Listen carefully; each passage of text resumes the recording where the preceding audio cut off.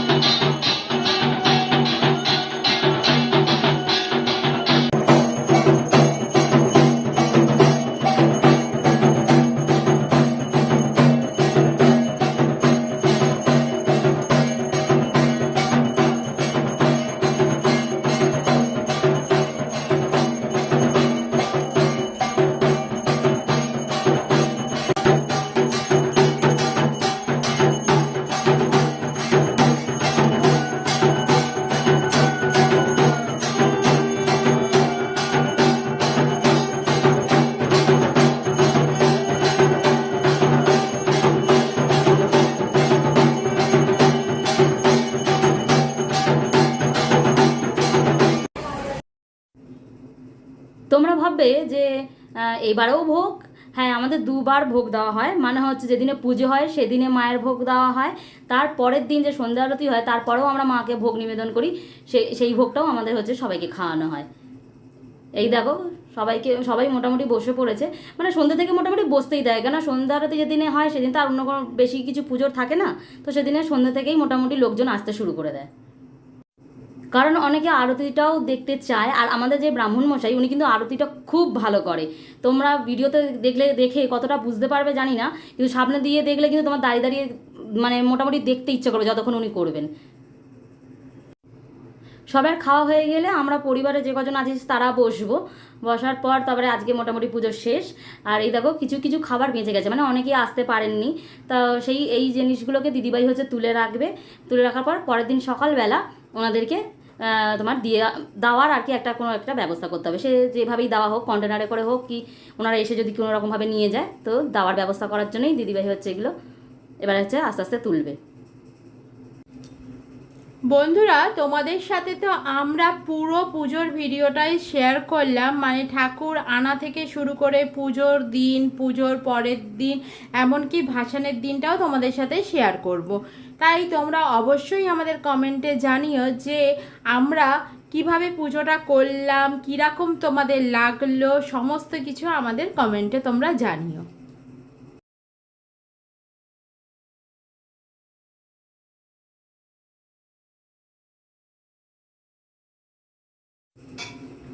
বন্ধুরা, এটা হচ্ছে আমাদের বিসর্জনের দিন। যেরকম তোমাদেরকে আমরা বললাম যে আমরা তোমাদের সাথে দুদিনের ভিডিওই একটা ভিডিওর মাধ্যমে শেয়ার করব। সেই জন্যেই আজকে আমরা এই ভিডিওটা তোমাদেরকে এইভাবে আমরা দিলাম। আজকে দেখো আমাদের বিসর্জনের দিন, আমরা একটু পরেই ঠাকুর নিয়ে বেরোবো। তোমরা আমাদের সঙ্গে থাকো, দেখতে থাকো। তোমরা তো সবাই জানো বিসর্জন মানে বিদায়ের সুর, আর বিদায় কখনোই ভালো হয় না। তাই আমাদের মনটা তো আজকে খুবই খারাপ, কিন্তু মাকে তো বিদায় দিতেই হবে, আমরা তো ধরে রাখতে পারবো না। মা জানি সবসময় আমাদের সঙ্গেই থাকবে, কিন্তু তাও মায়ের মূর্তিকে তো আমাদের বিদায় জানাতে হবেই। যাই হোক, দেখো বরণ আমাদের শুরু হয়ে গেছে, কারণ বিসর্জনের আগের একটা পর্ব থাকে বরণ করা, তাই আমরা সবাই বরণটাকে সেরে নিচ্ছি। যাই হোক, যে কথা বলছিলাম সে কথায় আবার আসা যাক। এই কদিন আমাদের যতই খাটাখাটনি হোক, যতই কষ্ট হোক, আমাদের কিন্তু খুব আনন্দের মধ্যে দিয়ে গেছে। কারণ তোমরা জানো বাড়িতে একটা পুজো হলে অন্য রকম একটা পরিবেশ থাকে, আমাদেরও কিন্তু ঠিক তেমনই হয়। আমাদের আগের ভিডিওগুলো যারা দেখেছো তারা নিশ্চয়ই শুনে থাকবে যে আমরা বলেছিলাম এটা আমাদের বাড়ির মেয়ের একটা বিয়ের মতো। যেরকম বিয়ের দিনকে আনন্দ হয় সেরকমই আমাদের হয়েছে, মেয়েকে বিদায় দেওয়ার সময় যেরকম দুঃখ হয় সেরকমই কিন্তু দুঃখ আমাদের হচ্ছে। তাই জন্য বেশি আজকে কথা বলবো না, তোমরা বিসর্জনটা দেখো।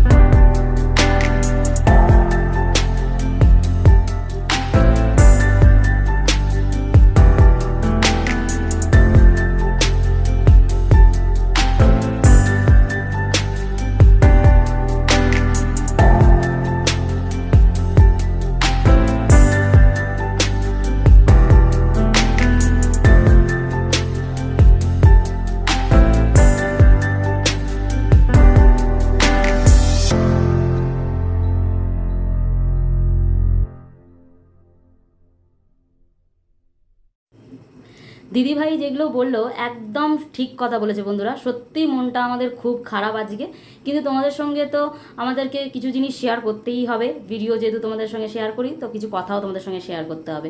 তো সেই কারণেই তোমাদের সঙ্গে শেয়ার করা হচ্ছে এটাই, যে মাকে আমরা যেখানে বিসর্জন দিতে যাব সেই নদীটার ব্যাপার, মানে ঝিলটার ব্যাপারে। মানে তোমরা নিশ্চয়ই সবাই বেহালা লক্ষিন্দরের কথা শুনেছো, আর বেহুলা হচ্ছে লক্ষিন্দরকে নিয়ে হচ্ছে তোমার আদিগঙ্গা দিয়ে ভেসে গিয়েছিল।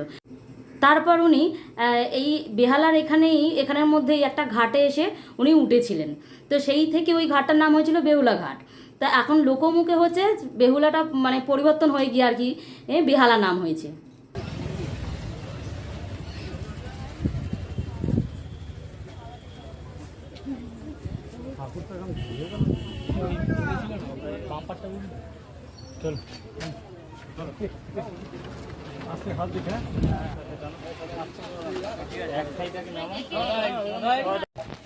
একবারে নামিয়ে রাখবেন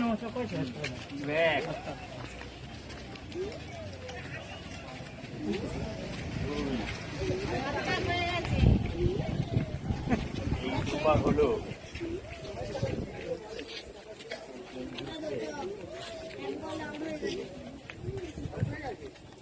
একবারে যা খালি খেলে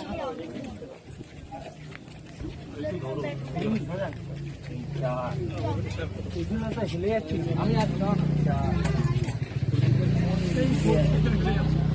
লাল দুটা এই কোন আছে তুই কোনে হ্যাঁ বন্ধুরা, যেটা বলছিলাম, এই যে মাকে যেখানে বিসর্জন দিতে নিয়ে এসেছি, এই এই এটা হচ্ছে একটা ঝিল, এটা হচ্ছে ওই আদিগঙ্গারই একটু অংশ। মানে এটা অনেক বড়ই নাকি ছিল, আস্তে আস্তে এটা ঝিলে পরিণত হয়েছে, আর ঝিলে পরিণত হতে এখন একটা পুকুরের মতো তোমার আকার নিয়েছে, মানে অনেকটাই ছোট হয়ে গেছে। এই কারণেই তোমাদের সঙ্গে গল্পটা শেয়ার করা। বন্ধুরা, আজকের ভিডিওটা আমরা এখানেই শেষ করছি। এরপরে ডেলি লাইফের ভিডিও নিয়ে আবার তোমাদের সঙ্গে দেখা হবে আমাদের। আর আমাদের ভিডিও ভালো লেগে থাকলে অবশ্যই লাইক কমেন্ট শেয়ার করো, আর বেশি বেশি করে সাবস্ক্রাইব করো। সবাই ভালো থাকবে, সুস্থ থাকবে, আর আমাদের ভিডিওটা হচ্ছে বেশি বেশি করে দেখবে। তাই এখনকার মতো টাটা, দেখা হবে নেক্সট ভিডিওতে।